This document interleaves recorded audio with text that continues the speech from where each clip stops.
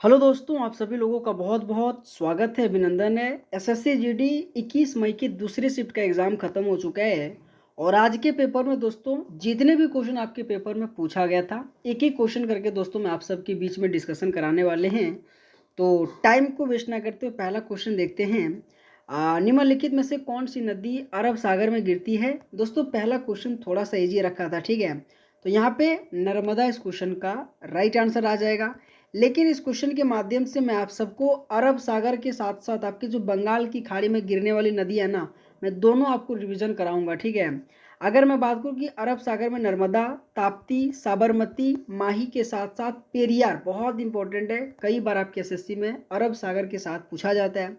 अगर मैं बंगाल की खाड़ी की बात करूँ गिरने वाली नदी तो गंगा, ब्रह्मपुत्रा, गोदावरी, कृष्णा के साथ-साथ महानदी और कावेरी। तो ये जितने भी पॉइंट मैंने आप सबको बताया हूँ ना, आने वाले शिफ्ट के लिए बहुत इंपॉर्टेंट है क्योंकि ये जो क्वेश्चन है ना रिवर से बहुत बार आपके पेपर में ये पूछा गया है। अगला क्वेश्चन ये रहा था कि दशावतार किस राज्य की एक पारंपरिक लोक नाट्य रूप के रूप में मानी जाती है? आपके पेपर में जो लोक नृत्य है ना, उनसे भी संबंधित बहुत बार क्वेश्चन पूछा जा रहा है। तो यहाँ पे महाराष्ट्र इस क्वेश्चन का राइट आंसर आ जाएगा। लेकिन यहाँ पे मैं आपको कुछ इंपॉर्टेंट लोक नृत्य भी रिवीजन कराने वाला हूँ। अगर मैं बिहार की बात करूँ तो विदेशिया, जाट जटिन, डोमकच आपकी जो कि क्या बोल रहा है बिहार से संबंधित है। पश्चिम बंगाल की बात करूँ तो जात्रा, छऊ और इसी के साथ अलकपा आ जाएगा। अगर मैं उड़ीसा की बात करूँ तो यहाँ पे 10 कठिया बहुत ही ज़्यादा इंपॉर्टेंट है, कई बार आपके पेपर में पूछा गया है। उड़ीसा से बात करूँ तो छऊ आ जाएगा, यहाँ भी डोमकच से संबंधित है। मध्य प्रदेश की बात करूँ तो मांझ और स्वांग आ जाएगा। छत्तीसगढ़ की बात करूँ तो पंडवानी और रउत नाच के साथ साथ आपके हमेशा पंडवानी बहुत बार पूछा जाता है, ठीक है? पंडवानी के साथ साथ नौरानी भी आप सब लोगों को याद रखनी है क्योंकि लोक नृत्य आप जाके पेपर उठा लेना, अभी हर एक एनालिसिस का देख लेना, एक क्वेश्चन केवल और केवल लोक नृत्य हर एक शिफ्ट में पूछा जा रहा है। बाकी बात दोस्तों, अगर आप सबको ये क्वेश्चन के साथ साथ जो मैं एक्सप्लेन करके दे रहा हूँ ना, अगर आप सबको मज़ा आ रहा हो ना, तो आप सभी लोगों से रिक्वेस्ट है आप वीडियो को लाइक करके चैनल को जरूर सब्सक्राइब करना, ठीक है?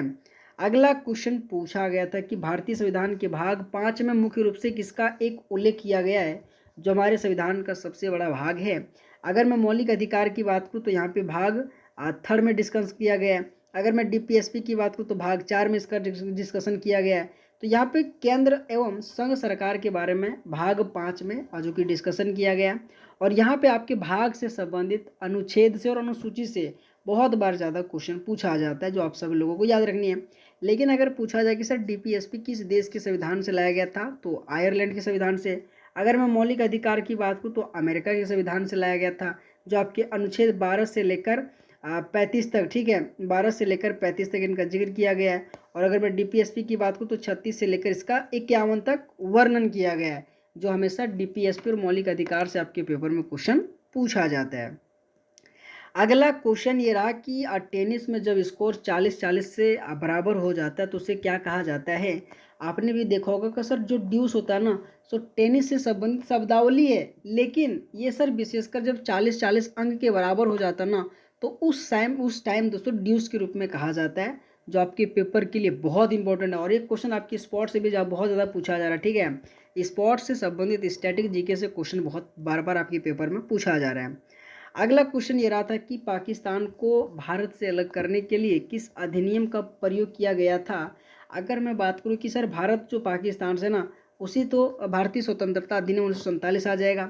लेकिन आपके एग्जाम में हमेशा अनुच्छेद 6 से पूछा जाता है कि सर अगर आप पाक से लेकर भारत आना चाहते हैं ना, तो कहीं ना कहीं दोस्तों आपको अनुच्छेद 6 के तहत और अनुच्छेद 7 याद रखिएगा भारत से पाकिस्तान की, ठीक है? तो ये दोनों डाटा याद रखिएगा, ठीक है? 6 में पाकिस्तान से भारत और 7 में भारत से पाकिस्तान को। और अगर मैं इनके अलग करने की बात करूँ तो भारतीय स्वतंत्रता अधिनियम 1947 के तहत अलग करने के लिए अधिनियम का प्रयोग किया गया था, जो आपके एसएससी जीडी के आज के पेपर में ये पूछा गया था। अगला क्वेश्चन ये रहा था कि जब कर की दर आय या व्यय बढ़ने के साथ बढ़ती है तो उसे कौन सा कर कहा जाता है? देखो यहाँ पे प्रतिगामी कर के रूप में कहा गया है, या फिर प्रगतिशील कर के रूप में, या फिर अनुपाती कर, या फिर दिगांत कर। यहाँ पे दोस्तों आप सबसे पहले ये दो काटो, ठीक है?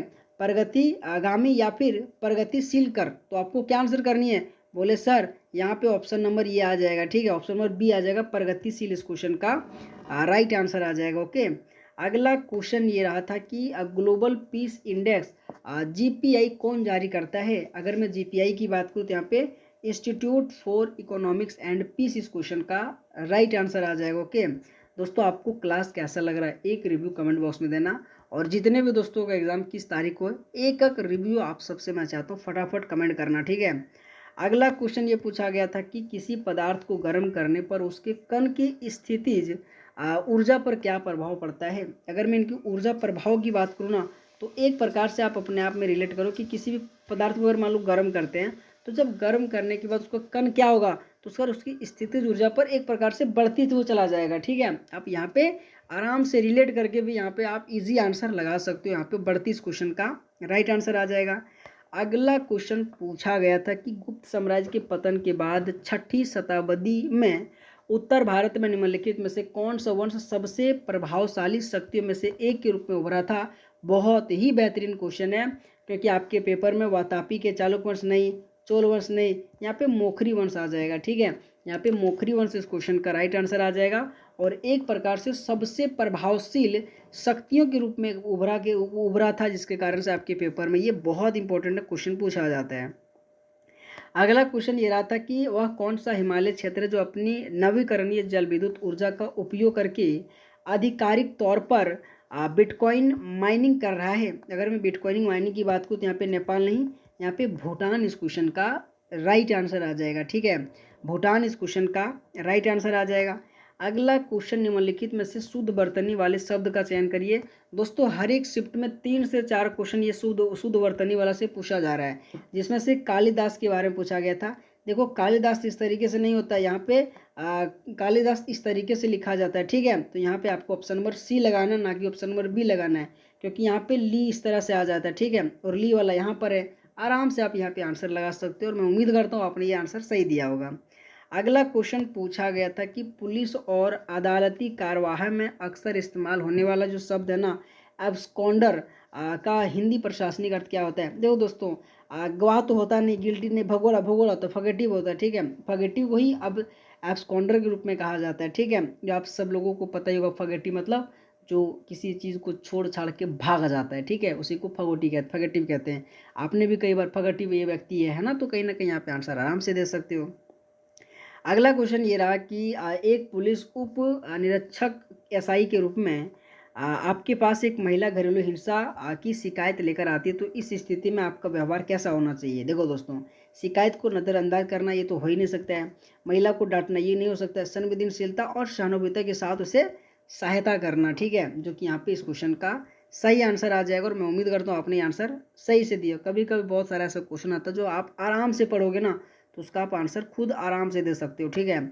अगला क्वेश्चन कि यदि आप एक पुलिस अधिकारी हैं और आपके किसी चौराहे पर 2 गुट के बीच अचानक हिंसा या फिर झड़प हो जाता है, उनकी सूचना मिलती है, तो आपकी पहली प्राथमिकता क्या होना चाहिए? देखो दोस्त, अगर मान लो कोई आपस में लड़ जाता है, तो उसे क्या करना, घटनास्थल पर छोड़ देना। बोले सर ये कतई नहीं हो सकता है, केवल वीडियो बनाना, सर ये तो और भी नहीं हो सकता है। स्थिति को नियंत्रित कर शांति बनाना, या फिर किसी एक पक्ष को समर्थन करना। दोस्त एक पक्ष को अगर आप समर्थन करोगे तो क्या ये सही मामला होगा? बोले नहीं सर, यहाँ पे स्थिति को नियंत्रण कर शांति बनाना एक प्रकार से इस क्वेश्चन का राइट आंसर आ जाएगा। बाकी बात आपके ऑप्शन में क्या दिया गया था मैं चाहता हूँ और आपको कमेंट करना है। एक जना बोला था सर एक व्यक्ति को पकड़ के इस साइड कर दो, एक व्यक्ति को पकड़ के इस साइड कर दो, तो कहीं ना कहीं ये था या फिर ये था, मैं चाहता हूँ, ठीक है, ताकि आपको भी क्लियरिटी हो जाना चाहिए, मेरे को भी मिल जाएगा, ठीक है। तो ये सारा का सारा आज के पेपर में मिला था क्वेश्चन। तो आप सबको क्लास कैसा लगा? अगर दोस्तों आप सबको ये क्लास अच्छा लगा होगा तो आप सभी लोगों से रिक्वेस्ट है वीडियो को लाइक करके चैनल को जरूर सब्सक्राइब करना। ऑल द बेस्ट, आप सबको बहुत बहुत धन्यवाद। Thank you so much.